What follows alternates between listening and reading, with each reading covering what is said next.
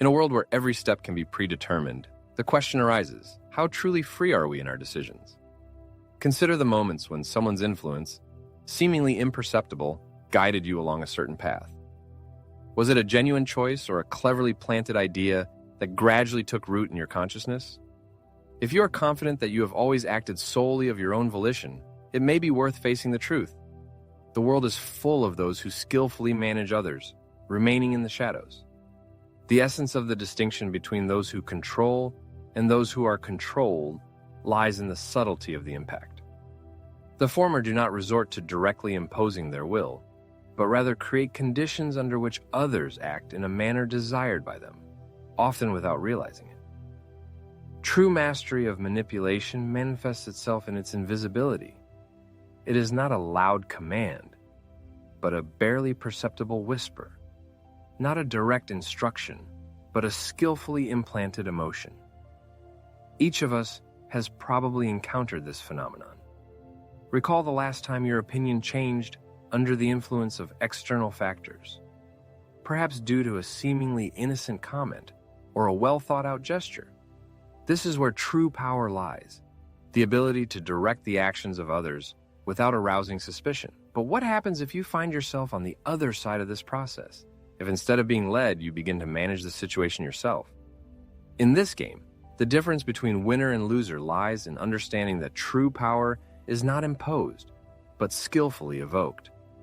Imagine the opportunities that will open up before you if you can influence others without encountering resistance. Are you ready to learn how it's done? There is an opinion that genuine influence manifests itself in thunderous speeches, demonstrations of power, and the imposition of one's will. However, as practice shows, those who truly possess power do not need to raise their voices. True leaders skillfully guide others, creating in them the illusion of independent choice. Manipulation is not a crude onslaught, nor is it the imposition of one's point of view by force. It is a subtle psychological game in which a person is led to the right decision without realizing that they are being controlled. The first step to successful manipulation is choosing the right subjects. Don't try to influence everyone indiscriminately. Focus on those who are truly important, on suggestible people, on those who subconsciously seek guidance, on those who are convinced of their independence but actually need someone to make decisions for them. Then it is necessary to create in these people the feeling that the idea comes from themselves. When a person feels in control, resistance disappears. If you need someone to do something, don't talk about it directly. Instead, skillfully plant the idea, push the person to the right conclusion. Drop a fleeting comment, make a barely perceptible hint. The human mind resists orders, but gladly accepts its own thoughts. And if everything is done correctly, the person will defend someone else's plan as their own, sincerely believing in its genius and necessity. Thirdly, it is necessary to split the unity of opposition forces. The greatest danger to the retention of power is not simply the fact of resistance, but its organized nature. When a group of people consolidates to resist, control is threatened. However, if you can sow seeds of doubt in their ranks, provoke minor disagreements, or direct their energy against each other, their strength will be significantly weakened. The principle of divide and conquer is key here, but this is not enough for comprehensive control. A deep understanding of the human emotional sphere is necessary. Logical arguments affect thinking, while emotions serve as the driving force behind actions. People rarely act purely rationally. Their actions are motivated by feelings, fear, desire, insecurity, or pride. It is important to determine what drives each individual and use these emotions as a tool of influence. Instead of direct instructions, people should be made to feel the need to take certain actions.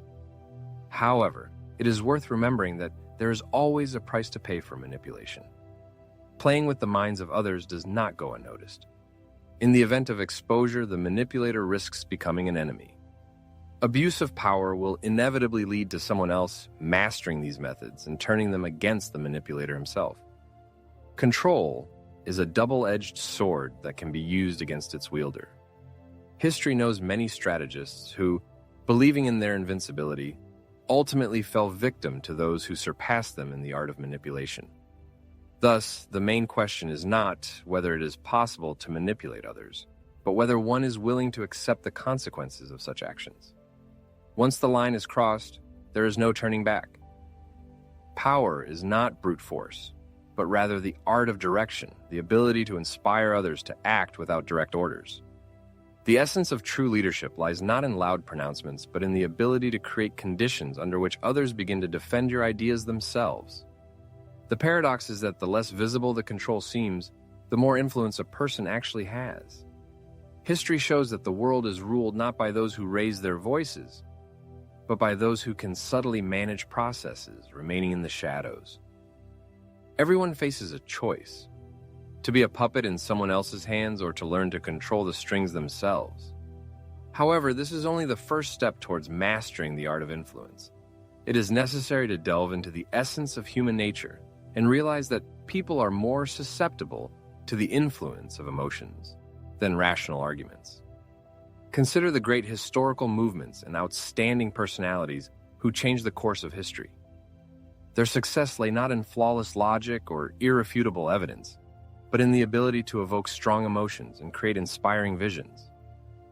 Emotions shut down logical thinking, forcing people to act under the influence of feelings. Often, one can observe how people fiercely defend ideas they cannot adequately explain, or beliefs they have never questioned. This happens because these ideas are closely linked to their identity and sense of belonging to a particular group. Therefore, for effective influence, it is necessary to make your idea part of someone's identity.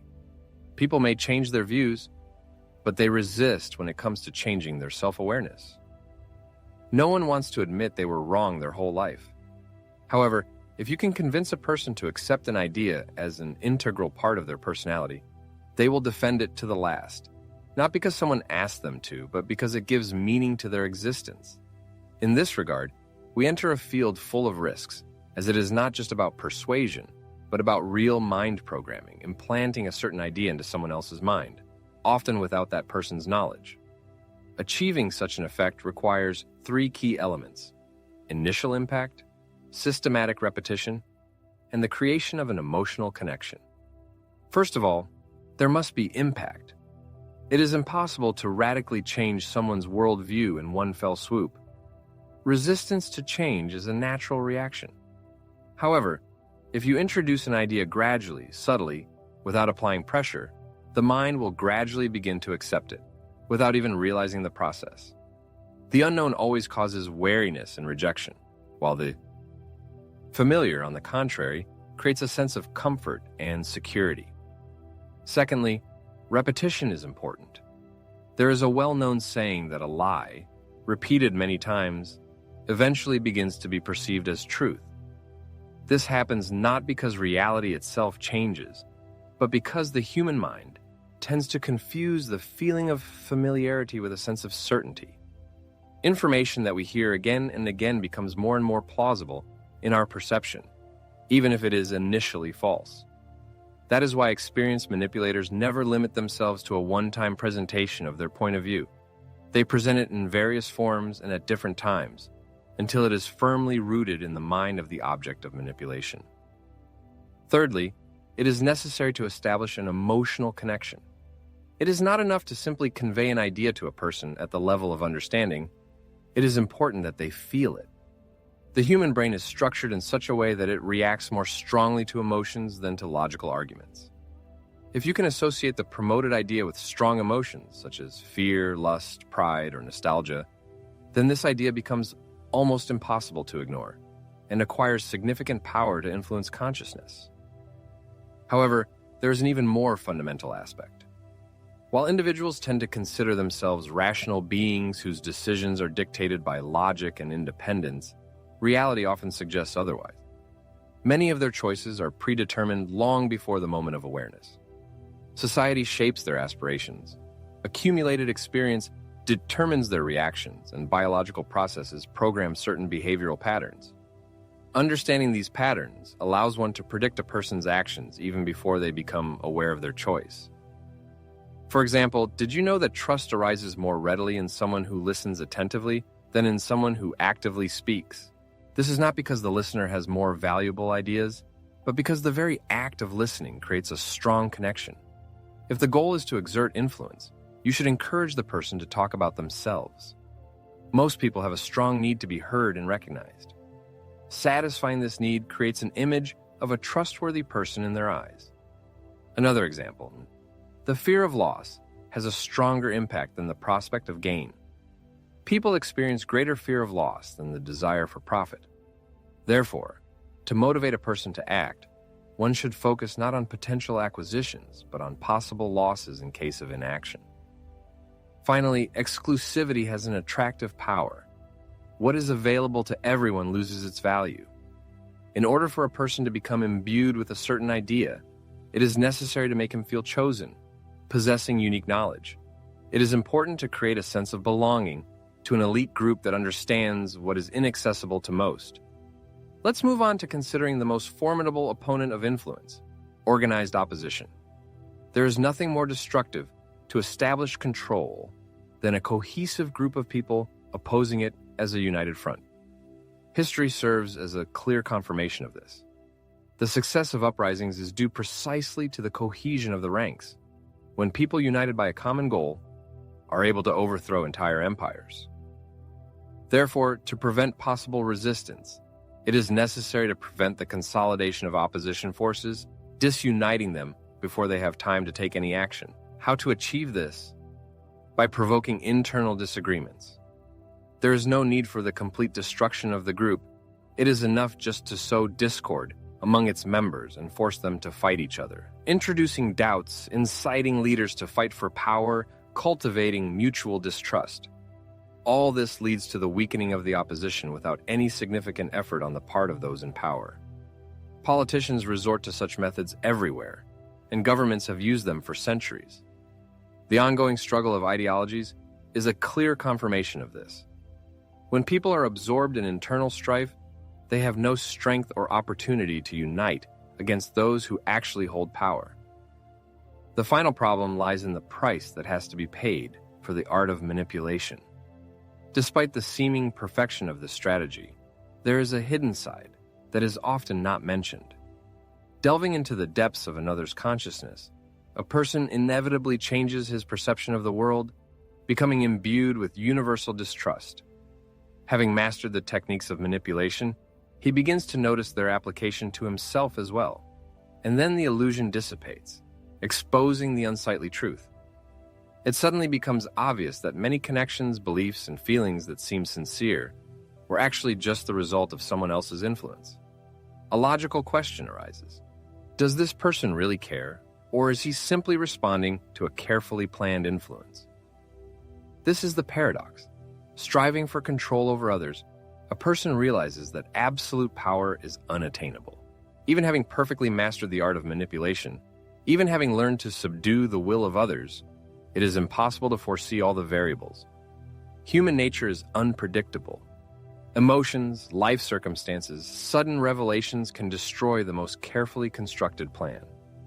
Therefore, the main question is not whether a person is capable of manipulating, but whether he is ready to accept the consequences of his choice. Power is an alluring but dangerous game. The pursuit of it often turns into an unquenchable thirst, when each new peak only fuels the appetite for more. The history of mankind is replete with examples of those who, intoxicated by their power, ultimately fell victim to their own ambitions. Puppeteers, confident in their invulnerability, turned out to be puppets in the hands of fate, paying for their pride. Before everyone who stands on the threshold of power, a dilemma arises. To learn to wisely manage influence, or to continue to live in the illusion that he himself is the master of his destiny. The choice is small.